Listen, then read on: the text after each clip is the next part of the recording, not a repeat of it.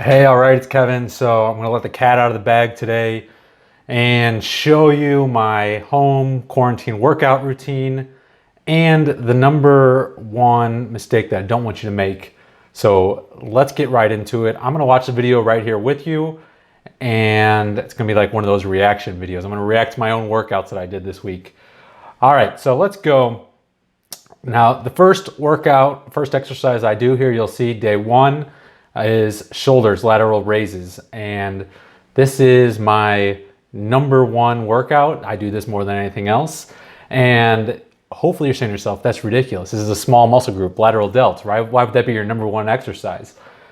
And this is going to help. Answers the question, the number one biggest mistake, and that is contextual understanding of these exercises.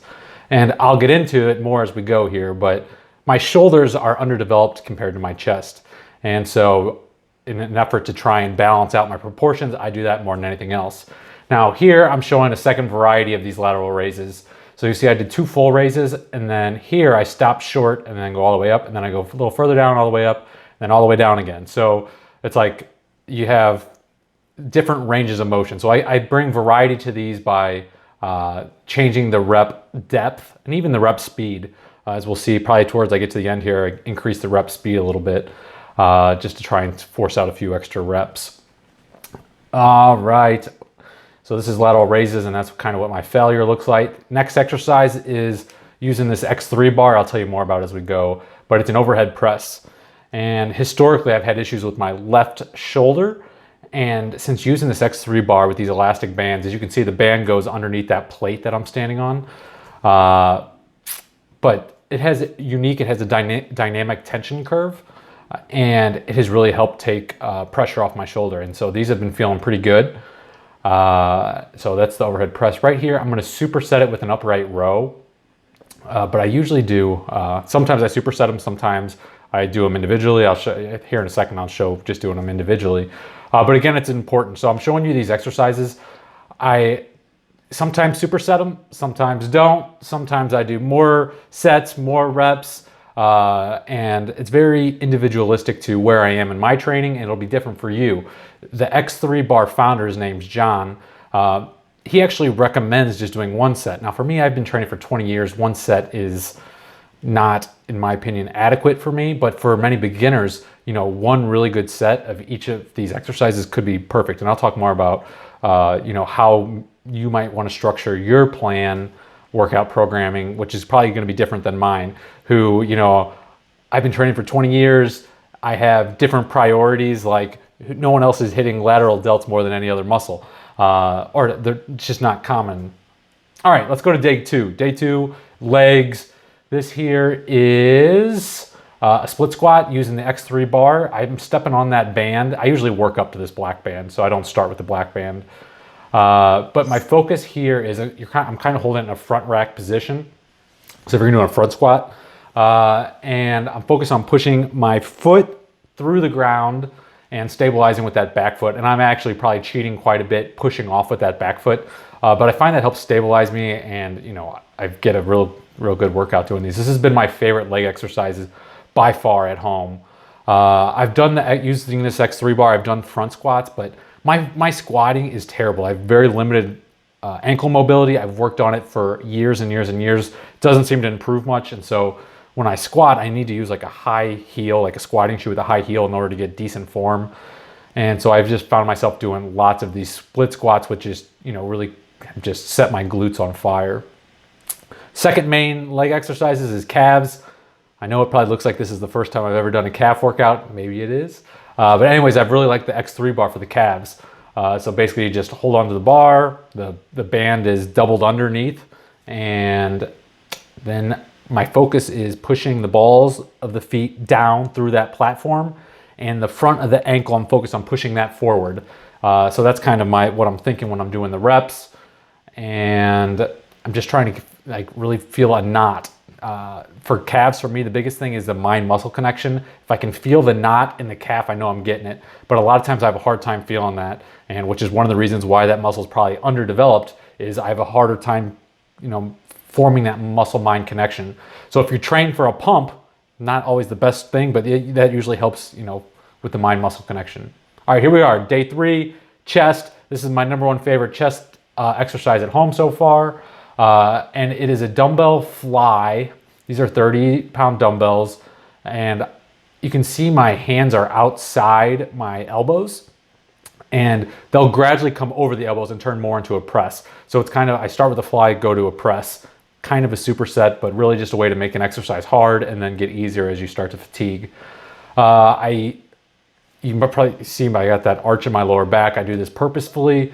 It helps pin my shoulders down to the ground. So what I'm trying to do is pin the shoulders back where that is very stable. And when I lift my hips off the ground, I can really stabilize and push down my shoulders down into the ground, pin them down. So the focus here is pushing shoulders back into the ground and pushing dumbbells up and away. Similar concept with push-ups here. So with the push-ups, the key is keep my shoulders back, and when I'm pushing, my focus is pushing, like trying to push the ground away.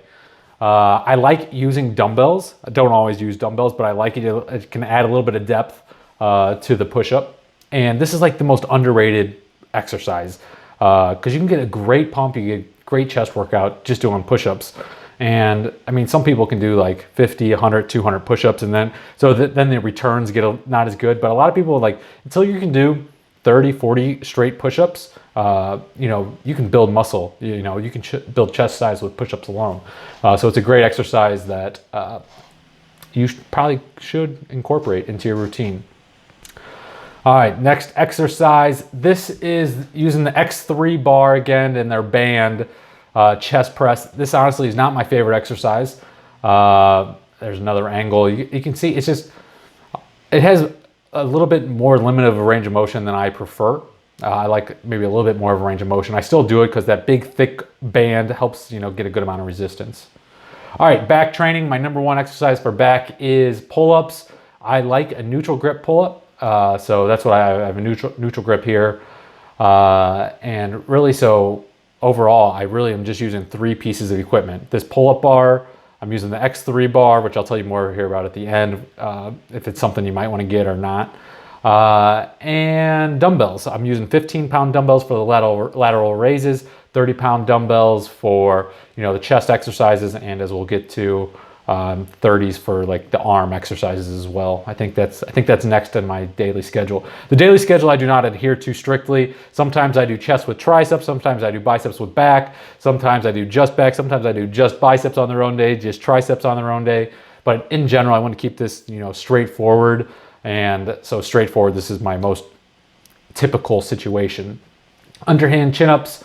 So I like to do, when I'm doing these back, I'm doing pull-ups with the varying grips. I like neutral grip is my favorite, but I also do underhand. There's a little bit more of a bicep focus on that. And you'll see I'll even go to a wider grip, underhand grip as well. It's worth mentioning during this quarantine, these home workouts, I don't do, like when I'm doing back, I won't do all these pull-up varieties and the exercises I'm going to show you. I've only been doing like 1 or 2 exercises per day. And then the next week, I'll do a different exercise. So I'll explain that more thoroughly as we go. So for example, I've done so far neutral grip pull-up, then I did narrow grip underhand, now I'm doing wide grip underhand. The next exercise, which we'll get here to in just a second, is an underhand row right here using the X3 bar. So that band is doubled under that platform, and I'm just pulling that bar into my waist, and I'm focused on pushing my chest towards the ground. And this is my favorite. I like this better than overhand rows. In the past, I've had issues with lateral epicondylitis, which is basically tennis elbow, and an underhand grip puts my shoulder in a position that it's more stable and less of an issue, and I get a better, I have a better mind muscle connection this way. So this is just underhand from the reverse side, just what it looks like. I have a little bit more upright of a stance here, and you can change the uprightness to what muscle fibers you hit more. The flatter you are, you're going to hit more of the lower muscle fibers. The more upright you are, you're going to hit more of the upper fibers. And then the X3 bar deadlifts. These are kind of, I call deadlifts in quotations. I use them as like a finisher. It's not a huge amount of weight, even with that black band, the thickest band doubled under. But it's good to at least have this movement in the programming. Now, what I was saying is, I think we just went through like 5 different back exercises. I typically choose 2 and do 2 on a certain day. And then the next time I do back, I'll maybe do 2 completely different exercises, or one of the last week and then a new one. And so I'm always having some variety week to week to week in the exercises I do, besides the legs, because I'm only doing 2 main exercises, which probably explains why my legs look like they do. A little bit underdeveloped, not focusing on them enough. That's the main reason muscles tend to be underdeveloped. All right, now we're going to arms. My favorite arm exercise to start with is triceps, and this is a tricep extension, similar body position to when I'm doing chest, so I can pin the shoulders back. And my focus here is actually contracting the bicep on the eccentric. That's how I get the best feel in the triceps, actually, is focusing on squeezing the bicep on the eccentric.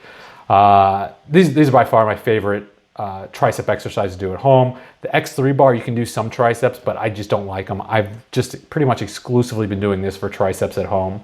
You know, when I have access to a gym, there's a lot of other tricep exercises I like to do, but this is my go-to at home one. And when I'm doing arms, I tend to like to superset. So you'll see here, one thing real quick on this. I'm bringing the elbows in and then pushing up and then doing an eccentric. And that's helping me get just a couple more eccentric movements out of that to go to like just totally trashed failure on the triceps. And now I'm moving into a superset with the same weight and just doing some regular dumbbell curls. So when I'm doing arms, sometimes I superset, sometimes I don't. Like I was saying, sometimes I'll do just biceps on their own day and triceps on another day all on itself.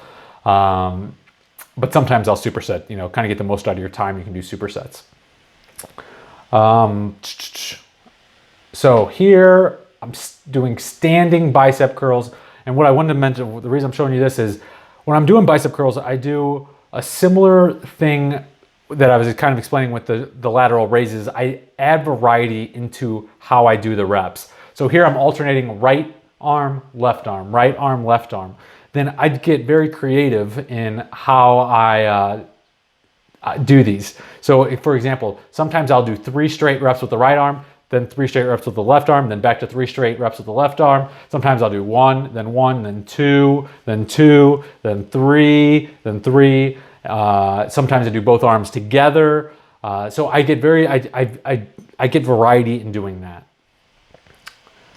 Okay, this is the X3 bar bicep curl. So that band is basically single, not doubled under, but singled under, connected to the X3 bar, shoulders back too, but shoulders and elbows back, and pull the bar pretty much straight up. I can see that the band is slightly moving forward and kind of a slight arc.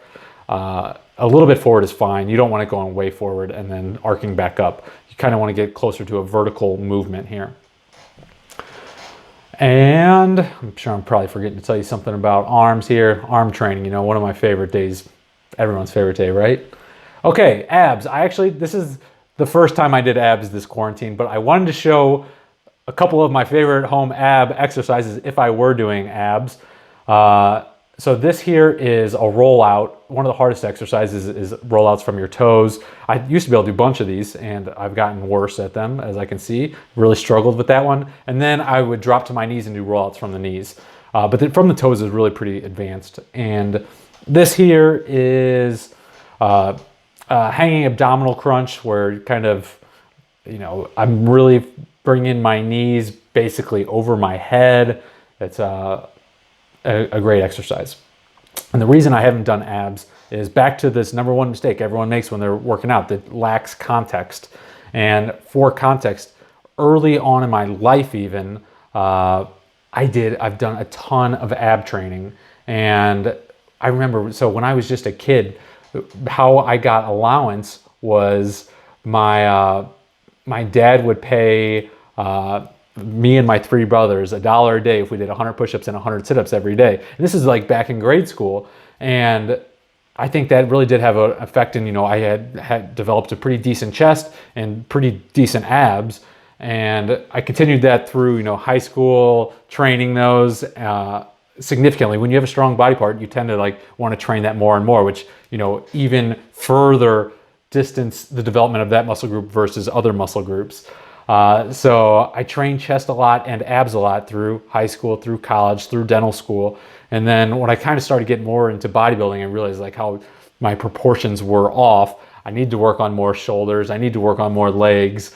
But so now I don't do abs very much. And it doesn't, once you build abs and pretty much most muscle groups, once you build them initially, maintaining that is not as hard. So if I do abs like once a month, they're not going anywhere. Whereas for me to build my shoulders, I need to be hitting them high frequency, higher volume, more exercises, et cetera, et cetera. Okay, last couple things before I wrap this up. Cardio, I've not done any cardio in basically the last year besides just some like walks to get outside, you know, get some sunlight.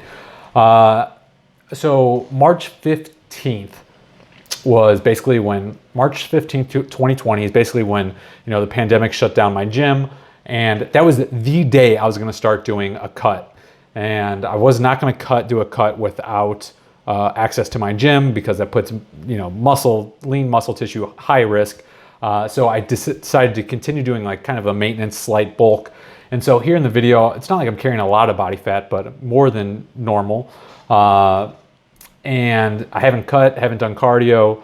And so that's that. I probably, you know, gyms are still closed for me right now. It's been 3 months, but I think they're just going to be open up soon. So I will be going back into the gym, but I will 100% still be using a lot of these exercises, both in the gym and at home. The X3 bar I got because I needed a home solution. I've been super happy with it because it has allowed me to add resistance to these exercises, as you've seen.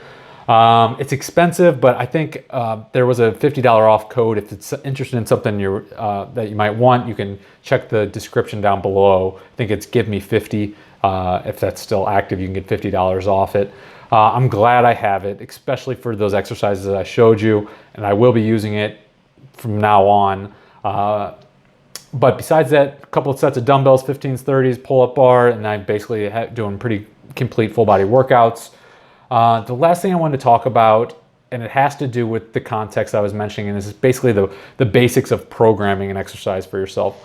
So we could go on for this for hours, but I'm going to keep it short and simple. The basics are this: the more beginner you are, the fewer exercises you should do. You should really master like 5 exercises, and ideally they'd be the compound movements, not lateral raises, okay? Great exercise, but for beginners, probably not the best one to focus all your time and energy on. And when you master those 5 exercises, what you should do is have low volume, meaning every time you work out, you should do like 1 set or 2 sets, not like crazy amounts of reps and sets. And as you progress, you add volume to those workouts. So you'll do more reps, more sets over time. You'll add weight on over time. But basics for the beginners are few exercises, low volume per workout, but higher frequency, meaning after 48 hours, go ahead and train that muscle group again, okay? Because you're doing less volume, you can do much higher frequency. You help build this neurological connections with the muscle, and then you can start scaling up more volume. The more advanced you get, you can add more exercises, you can add more volume, and add more, I'll call it creative ways to add progressive overload. Progressive overload is the name of the game when it comes to building muscle. And it's not progressive overload. People think it's just adding more weight over time. That's one element of progressive overload. There's a million ways. This is part of the art and science of bodybuilding, why I really like it. Because you can get progressive overload through all kinds of things. If you imagine you were doing, let's just say chest, and you were doing 5 sets of 10 reps. Well, you can do 5 sets of 10 reps in an hour, or you can do 5 sets of 10 reps in a half hour. That would be increasing the density, which is a form of progressive overload. So you can do progressive overload with volume, with density, with weight, with all kinds of things. All right, so I don't want to go on and on about progressive overload, but that's something to have in your mind. To go along with that, when you're building muscle is a marathon, okay? Losing fat can be much more like a sprint. I have a guide on, how to lose fat using a meat-based diet, goes through that in much more detail. You can lose fat pretty darn fast. But building muscle is a marathon. There is newbie gains. You'll gain more muscle in the first year of training, first 2 years of training, but after that it gets much slower, and it's a long-term mindset. But to go along with progressive overload over time is progressive nutrition overload, not really overload, but you need to be eating enough nutrients and energetic surplus to continue to build muscle over time. Early on, you can get away with doing some fat loss and muscle building simultaneously, but in general, that nutritional strategy is at odds with each other, because to build muscle, you need to be in an anabolic, energetic, caloric surplus most of the time. Fat loss, you need to be in an energetic deficit most of the time. So that is the gist of my home workout. I know I'm forgetting stuff, but I will link all kinds of resources below. The reason that my workouts right during this quarantine, one reason that they've been much shorter than normal, like 30 minutes, 45 minutes, is that I've focused on mobility, something I've neglected for 20 years. And I put up a video recently on, the 15-minute mobility routine that I've been doing during the quarantine to really help that. So that if that's interesting, you can check that out. But I'll have all my links below to more contextual stuff to go along with this. But thanks for watching. I hope you got something out of this. And if you did, please, don't like the video, don't subscribe, don't leave a comment, because that brings attention from other, like the YouTube algorithm, and then more people will see this, and then our secret will be further out of the bag, and we want to keep this between me and you so that we have a competitive advantage. So anyway, stay safe out there. Thanks for watching, and I will talk with you soon. Bye-bye.